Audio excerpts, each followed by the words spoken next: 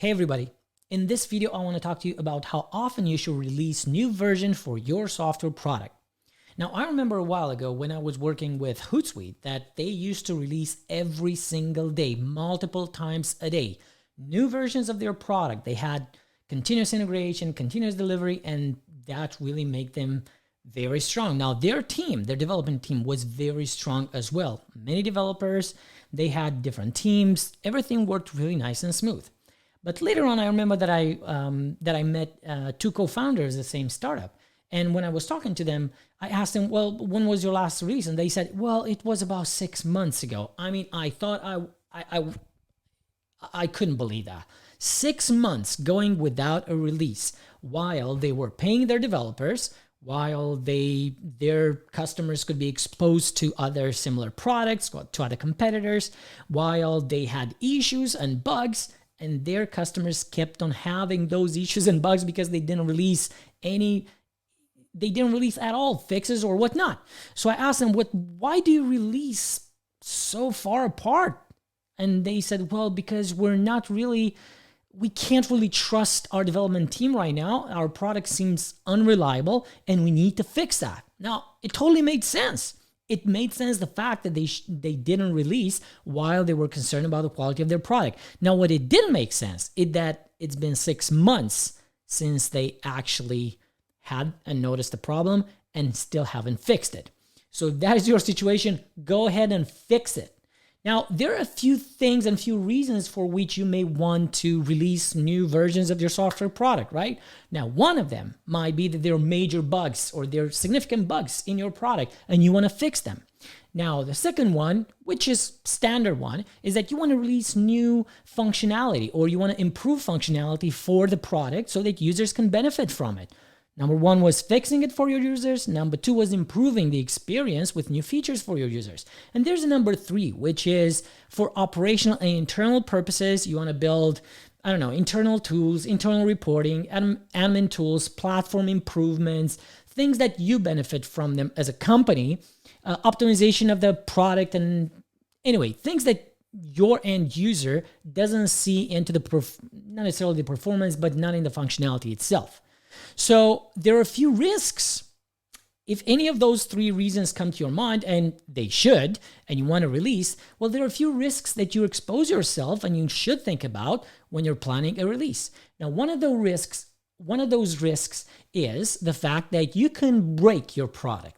When you do a release, no matter for what reason you're doing it, you're putting code out there again. So that code may be in conflict with previous code and you may actually break something and you may break down your product. It may be worse than it was. Now, the reason for that may be that the code itself that has been previously written was bad, was not optimized, was spaghetti code, how we call it. The libraries were not properly used or optimized. Anyway, it's about the code in itself and how it was used, and it was not used properly, frameworks, libraries, whatever. The second one is that maybe your team has problems with the way that with the productivity that they have, or that they are doing mistakes maybe in how they code. Mistakes, not necessarily they don't follow the best practices, which was the reason one for the risk, but actual mistakes, and they're not reliable as developers themselves.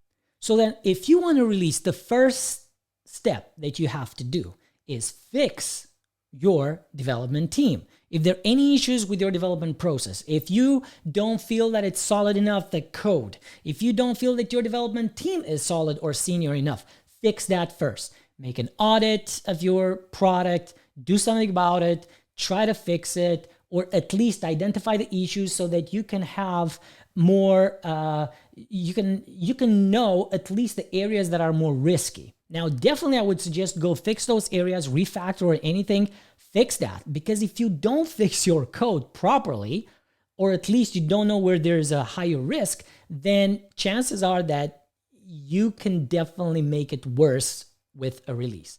And the second one about the productivity or development team, there's a lot of videos that I'll put out there. Basically, make sure that you hire people that are knowledgeable, that are coachable, and then they're following the agile methodologies like Scrum or extreme programming or Kanban, or something that really exposes them to better practices, better management, higher quality development. Now, once you fix the development process, now you can start actually making releases. The most important and the most often release that you should be doing is anything around major bug fixes. As soon as you have a major or critical bug, you should get on it right away. Fix it that day. That should be the number one top priority. The number two priority would be stuff that are internal, like optimization of the platform, doing different variations for A/B testing, stuff that are basically internal and little tweaks that users are not going to necessarily notice, but for your businesses, they mean a lot. In the same bucket with things that you should be doing more often, like these ones that you can definitely do daily, are little tweaks that you know that your user is expecting to be addressed, like small improvement. Let's say you released a feature, but you forgot to put a certain button somewhere that makes the entire workflow easier to digest and easier and non-disruptive for the user. You can do those kind of updates on a daily basis. Now, updates and releases that should not be so often, they should go maybe weekly or even monthly, should be changing entire workflows or adding new functionality in itself. You need to give your users time to get used to the way that they are using the product, understand end-to-end the process, and that might take significant time.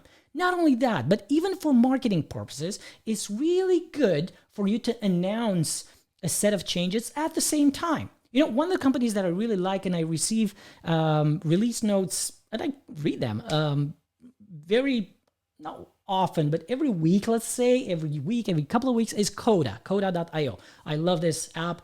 I'm using it extensively, like a really smart Google Docs.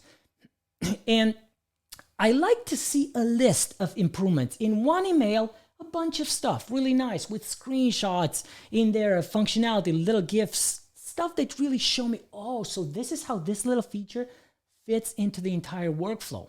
Things that I can actually adopt in my day-to-day workflow. So think for your users not to be too disruptive. So number one, fix your process for development, your code, fix your development team's productivity. Number two, fix major bugs as soon as they show up, escalate it and fix them. Number three, things that are very small improvements to your user within existing workflow, and things that are internal and help your business operation, you can also fix even on a daily or weekly basis. Now, major features or additions to the workflows or changes to the workflow significantly, try to delay them for every 2 weeks, maybe even monthly. But again, if you have any issues with your development team, with how they should be coding, with best practices, take a time to fix that first. And if you have any questions or concern about it, feel free to book a call. You're going to see a link under this video. Feel free to book a call with me, and we're going to see if we can help you with something, and make sure that you make your money's worth out of everything that you've invested until now, effort and money into your software application, into your software product. Now, that would be the worst feeling, is when you put something amazing and nice out there, something that you take pride in, and you put it out there and, it's just broken. And not only that is broken, but your users come and judge you, and they don't appreciate, nobody appreciates the effort that you put in. They're just thinking about the fact that it's not working for them. So protect your investment and get and fix it as soon as possible. Have really good, consistent releases at a pace that it's really suitable. And the most important thing, make sure that it's clean and working for your users and it's not disruptive. That's the most important thing. It's Aristotel Dascal here from GoStartup.io, and I help build profitable software businesses with smaller teams for startups like yours. Thank you very much. Click the button below, book a call with me if you need some help. Bye-bye.